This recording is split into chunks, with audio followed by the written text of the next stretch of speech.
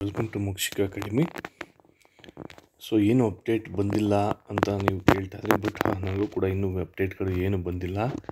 But morning ಕಾಲ್ ಮಾಡಿದಾಗ evening result ಬಂದೇ ಬರುತ್ತೆ ಅಂತ ಹೇಳಿದ್ದಾರೆ.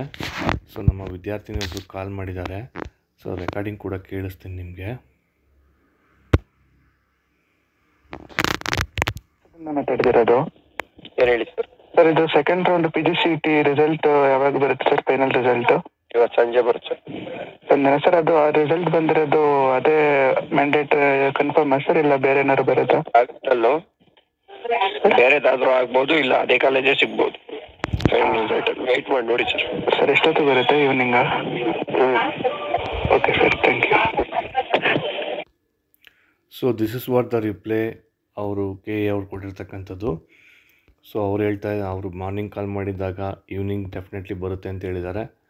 ಸೊ ಬೇರೆ ಏನು ಆಪ್ಷನ್ಸೇ ಇಲ್ಲ, ನಮಗೆ ವೆಯ್ಟ್ ಮಾಡೋದು ಅಂದ್ಬಿಟ್ರೆ ಇನ್ನು ಯಾವುದೇ ರೀತಿಯಾದಂಥ ಆಪ್ಷನ್ಸ್ ಇಲ್ಲ ಇಲ್ಲಿ. ಯಾಕಂತ ಹೇಳಿದ್ರೆ ಇವತ್ತಲ್ಲಿ ಕಾಲ್ ಮಾಡಿದ್ರು ಕೂಡ ಕಾಲ್ ಹೋಗ್ಲಿಕ್ಕಿಲ್ಲ.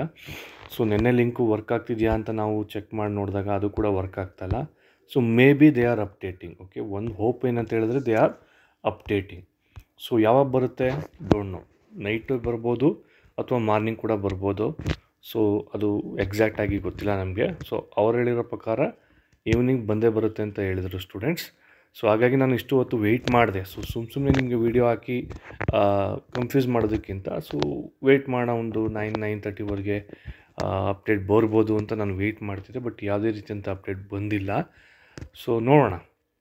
ಸೊ ನೈಟು ಕೂಡ ನಾನು ವೆಯ್ಟ್ ಮಾಡ್ತಿರ್ತೀನಿ, ನಾನು ಚೆಕ್ ಮಾಡ್ತಾಯಿರ್ತೀನಿ. ಇನ್ ಕೇಸ್ ಏನಾದರೂ ಬಂದರೆ ನಾನು ಅಗೇನ್ ನಿಮಗೆ ಅಪ್ಡೇಟನ್ನು ಮಾಡ್ತೀನಿ ಸ್ಟೂಡೆಂಟ್ಸ್. ಅಲ್ಲಿವರೆಗೂ ಗುಡ್ ಬಾಯ್.